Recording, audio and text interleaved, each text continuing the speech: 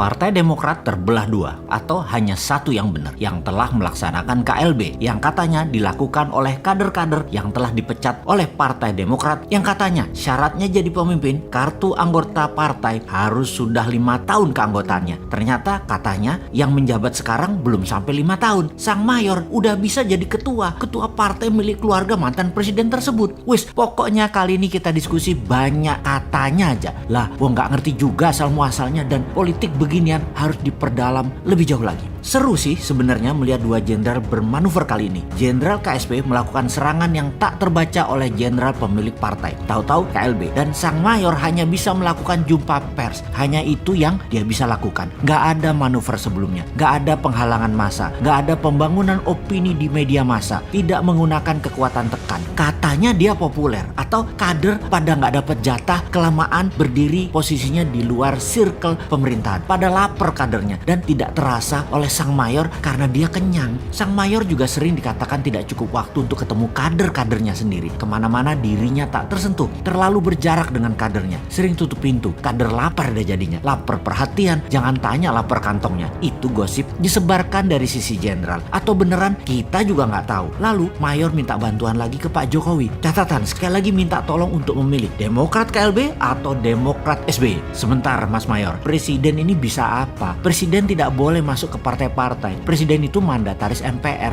menjalankan pemerintahan, gak ngurusi partai. Kalau mau menang dalam berpolitik, kekuatannya adalah meritokrasi, prestasi, bangun peacock effect, bangun efek ekor merak. Ekor merak prestasimu mana Mayor? Misalnya apa kayak gitu? Gile, gue sampai bingung mendaftar prestasi meritokrasimu apa sih untuk rakyat selama ini. Oke, gini deh, walaupun Sontoloyo, Bosman ini berusaha keras sekali untuk membangun meritokrasi dirinya sendiri. Berat, sangat berat. Uang kampung soalnya, gak kayak kamu. Bapakmu presiden ke-6 Indonesia, asetmu akeh, asetmu banyak. Bosman coba bangun Mardigu Nation, cara cerdas bernegara versi generasi digital yang akan bersaing dengan old money. MMT, printing money, melawan hutang IMF dan FDI misalnya. Kemudian solusi ekonomi dengan TINA, di mana bunga deposito 0%. Lalu membangun bottom of pyramid, membangun para UKM. Banyak strategi new mind dalam bernegara untuk anak milenial dan Gen Zilenial. Dua generasi digital ini semuanya di Mardigu Nation ini dikatakan masih teori, tapi setidaknya kita punya platform bernegara. Calon pemimpin lain di tahun 2024 nggak punya, masih pada ikut old mind, bernegara pakai hutang, pakai asing membangun ekonomi. Dengan cara kayak gitu sulit berdaulat. Generasi new mind sudah lengkap strateginya kalau mengikuti Mardigu Nation. Lalu meritokrasi adalah membangun ekor meraknya. Bosman ini mana? Dinaran adalah tool ekonomi untuk Indonesia, yaitu rupiahnya punya underlying. Bersama Dinaran tidak ada inflasi di rupiah Anda secara personal dulu, lalu mengangkat ekonomi bottom of pyramid dengan urun dana UKM. Bosman punya Santara. Dua hal ini walau berat adalah bagian dari usaha meritokrasi strategi untuk terlihat berprestasi. Masalahnya Bosman gak punya cukup uang anggaran seperti para gubernur yang mau manggung dia pakai alat APBD, menari-nari menciptakan karya di wilayahnya untuk dijual. Ya sudah, kita pakai cara lain, yaitu swasta murni sekalian mempraktekkan SWF pribadi yang namanya Dinaran, kemudian Santara membangun UKM yang sudah nyata. Semua hanya untuk membuktikan Mardigu Nation bisa jalan beneran, bukan hanya wacana. Cara untuk menyeleksi funding di Santara bagaimana? Yang terbaik adalah dengan mengadakan seminar bisnis MMBC. Setiap angkatan ada sekitar 300-an peserta. Tiap bulan diadakan dan dari sanalah UKM AAA yang itu nilainya E dalam profit, E dalam manajemen, E dalam mengelola pasar dan produk. Mereka itu semua menjadi calon penerbit di Santara untuk listing di Santara. Target kami adalah menarget 10.000 UKM menjadi penerbit di Santara dalam 3 tahun ke depan